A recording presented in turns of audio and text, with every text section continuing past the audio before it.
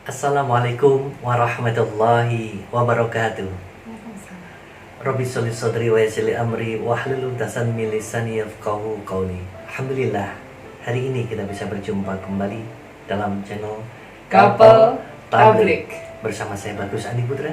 Saya Monik Ani Putra. Baik, hari ini istri saya akan menceritakan sebuah tradisi yang ada di Jepang. Baik Pak.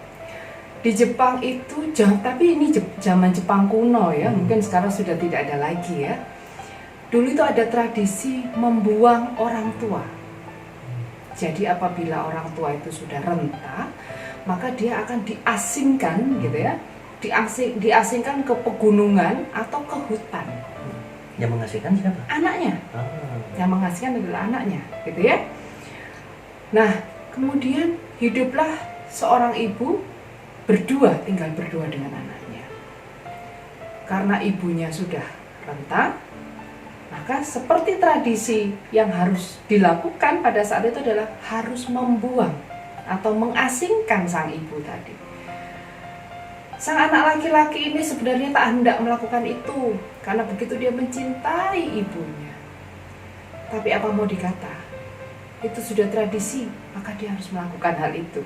Terpaksa ya. Terpaksa. Dia mengatakan pada ibunya, "Wahai ibuku, maafkan aku. Aku melakukan ini bukan karena aku tak sayang padamu, tapi aku hanya menjalankan tradisi yang sudah ada di negara kita. Tidak apa-apa anakku, lakukan saja. Asingkan aku." Karena ibunya sudah renta dan ini mau dibawa ke pegunungan, maka dia gendong ibunya, dipanggul ya.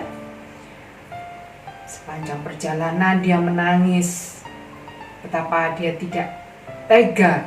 Bagaimana dengan ibuku nanti di sana seorang diri? Bagaimana hidupnya? Ketika di rumah, aku yang bisa meladeninya, bisa merawatnya. Tapi bagaimana nanti jika ibuku seorang diri? Lalu bagaimana jika ada binatang buas? Terus pertanyaan-pertanyaan itu menggampangkan hatinya, tapi dia tetap harus melakukan hal itu. Lalu tibalah mereka di sebuah pondok, yang mana itu akan menjadi tempat pengasingan sang ibu sampai dengan nanti dia meninggal.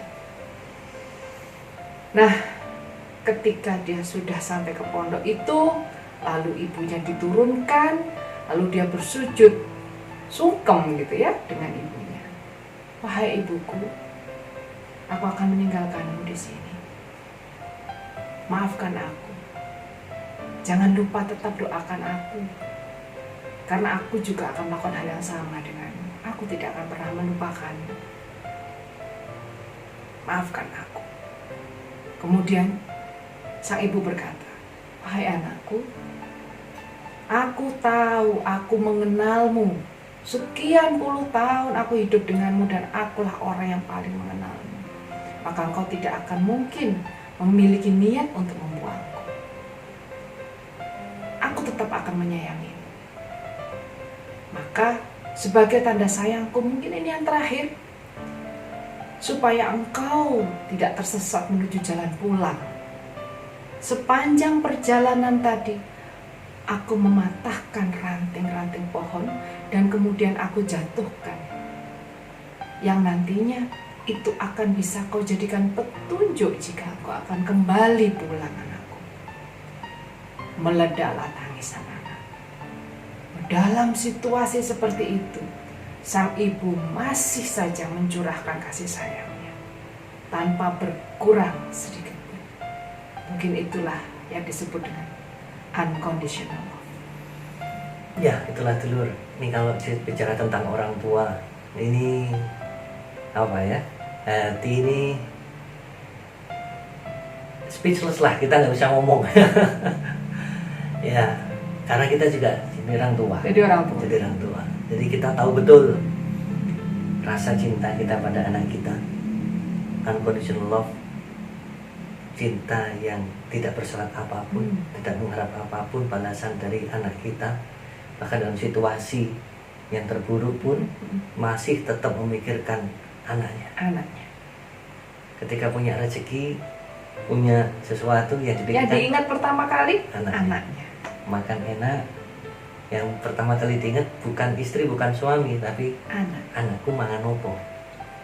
Ketika kita makan di luar, makan enak, yang diingat anak. Apalagi dalam kondisi sulit seperti ini, ya pasti yang diingat adalah anak.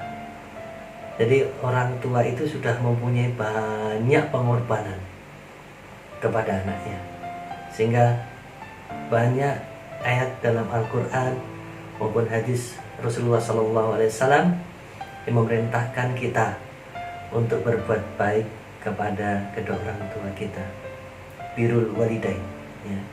Dan surat Al-Luqman, dan kami perintahkan kepada manusia untuk berbuat baik kepada dua orang ibu bapaknya. Ibunya telah mengandungnya dalam keadaan lemah yang bertambah-tambah dan menyapinya dalam 2 tahun.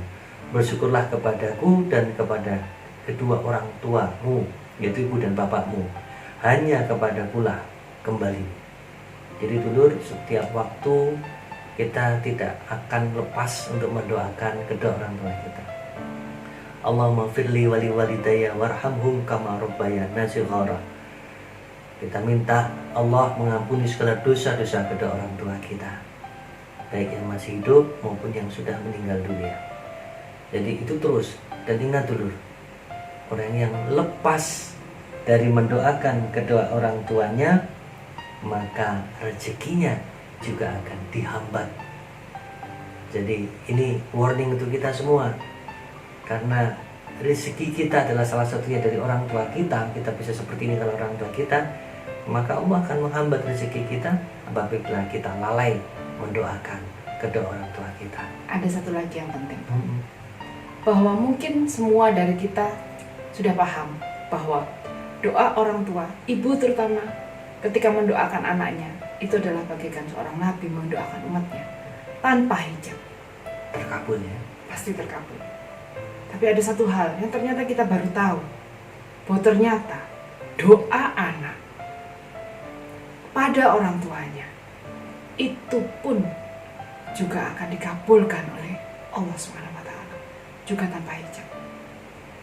Nah, marilah bersama-sama, apabila masih ada orang tua kita, masih hidup mereka, beliau-beliaunya masih hidup, maka mereka itu adalah ladang surga dari kita.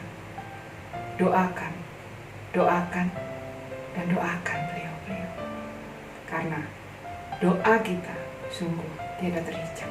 Ya, ini azimat yang keramat. Jadi kita tidak perlu susah-susah cari orang yang mendoakan kita, tapi kita minta doa dan restu dari orang tua kita.